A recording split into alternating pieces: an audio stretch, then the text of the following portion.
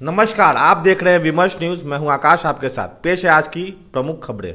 भारी चुनाव चंदा को मात, सीपीआईएमएल जनता से 20 रुपए चुनाव चंदा लेगी। तेजस्वी यादव ने नरेंद्र मोदी के ऊपर करारा प्रहार किया है।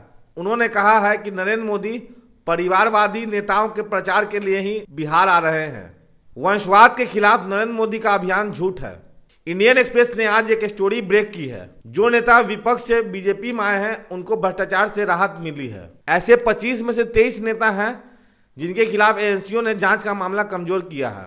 खबर आ रही है कि लोजपा रामविलास के नेताओं ने चिराग पासवान के खिलाफ बगावत कर दिया है। तमिलनाडु की स्टालिन सरकार की तरफ से सुप्रीम कोर्ट में मामला दाखिल किया गया है। अपील किया गया है कि आपदा राहत कोष के लिए 37,000 करोड़ रुपए केंद्र से राज्य को दिया जाए।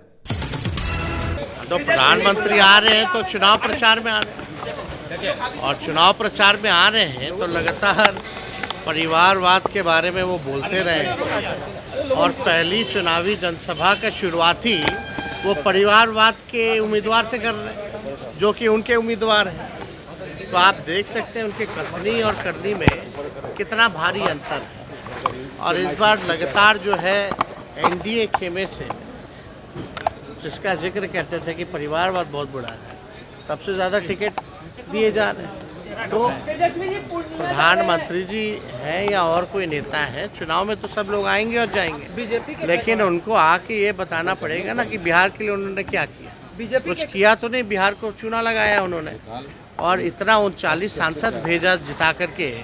39 सांसदों ने अपने अपने लोकसभा क्षेत्रों में क्या किया, इस पर बताएं सारे सांसद। नहीं, हम लोग कहाँ किसी को नाम ले रहे हैं भाई। जाहिर सी बात है, जो हमारे खिलाफ है वो बीजेपी के साथ है। हम किसी का नाम नहीं ले रहे। ये जनता के ऊपर छोड़िए ना। ये जो बॉन्ड है तो सुप्रीम कोर्ट ने कह दिया बॉन्ड मतलब घोटाला है, बॉन्ड संविधान विरोधी है। और ये तो मोदी जी है जो सुप्रीम कोर्ट के फैसला आने के बाद भी बॉन्ड के पक्ष में बयान दिए जा रहे हैं और बोल रहे हैं, धमकी दे रहे हैं कि जो बॉन्ड के खिलाफ बोलेगा वो पछताएगा। हम कह रहे हैं वो बॉन्ड जो है वो कॉरपोरेट के घूस का पैसा है, वो लूट का पैसा है। तो घूस और लूट का जो पैसा है इसका मुकाबला हम जनता के प्यार मोहब्बत, जनता के गाढ़ी कमाई का 20 रुपये जो योगदान है उसको लेकर के जन सहयोग के बल पर लड़ेंगे। तो बॉन्ड का मुकाबला कूपन से करो, कॉरपोरेट का मुकाबला जनता की ताकत से करो, ये हमारी दिशा है। I, Rahul Gandhi, having been nominated as a candidate to fill a seat in the House of the People, do solemnly affirm that I will bear true faith and allegiance to the Constitution of India as by law established, and that I will uphold the sovereignty and integrity of it.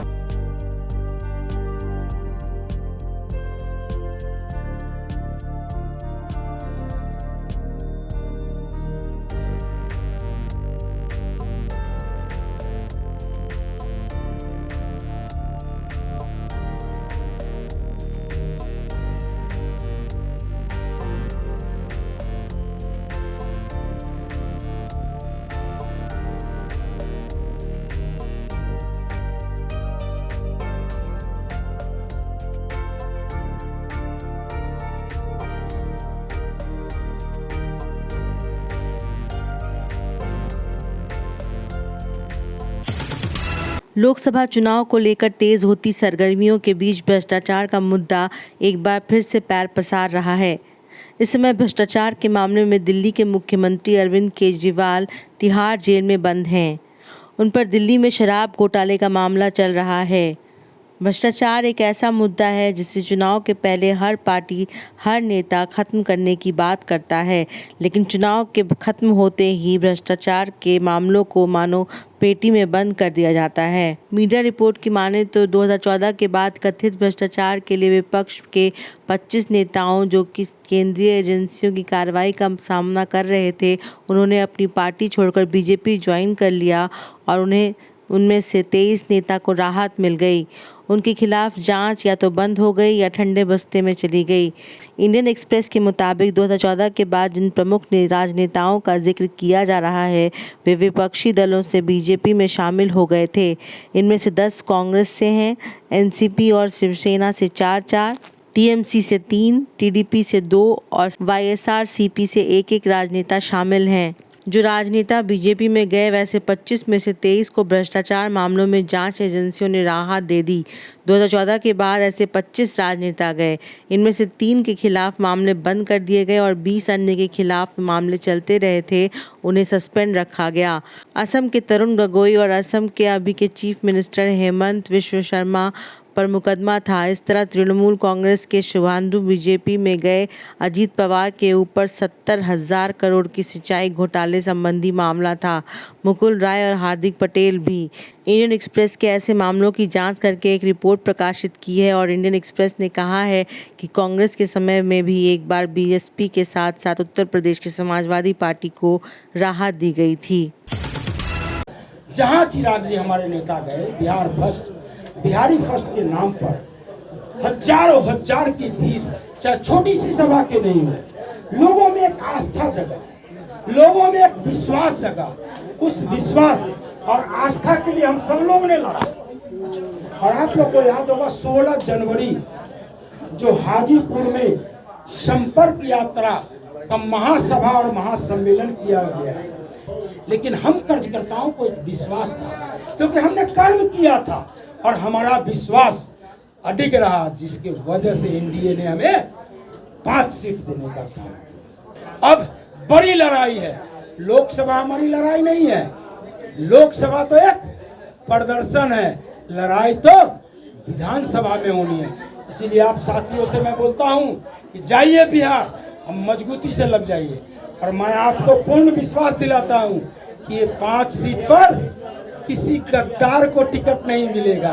हमारे जो साथ में संघर्ष के दिनों में जो साथी मेरे साथ खड़ा रहा है, उन्हीं कार्यकर्ताओं को उन्हीं कार्यकर्ताओं में से चुन करके मैं टिकट दूंगा। तो हमने जब चिराग जी के लिए इतना त्याग किया तो हमें भरोसा था। कल तक आप चिराग के सिपाही थे, आज सामूहिक इस्तीफा दिए।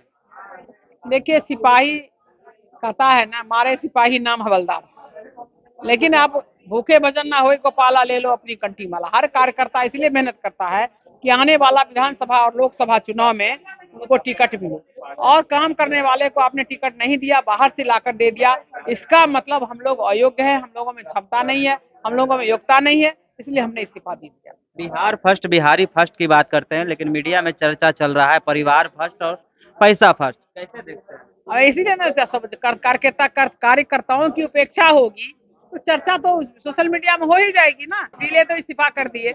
दुख हो रहा है इसलिए इस्तीफा कर दिए कि जब आपके दुख में कोई नहीं था, हम लोग थे, तब तो हम लोग मेहनत करके आपको बढ़ाए। आज आपका सुख का दिन आया तो हम लोगों को छोड़ दिए और वो सुखी वाला लोग को ले आए। भाई इतना हीरा व्यापारी है और क्या कहते हैं, ये मुंडा बैंक चलाता था, जिनके घर पर ईडी सीडी का छापा पड़ता था।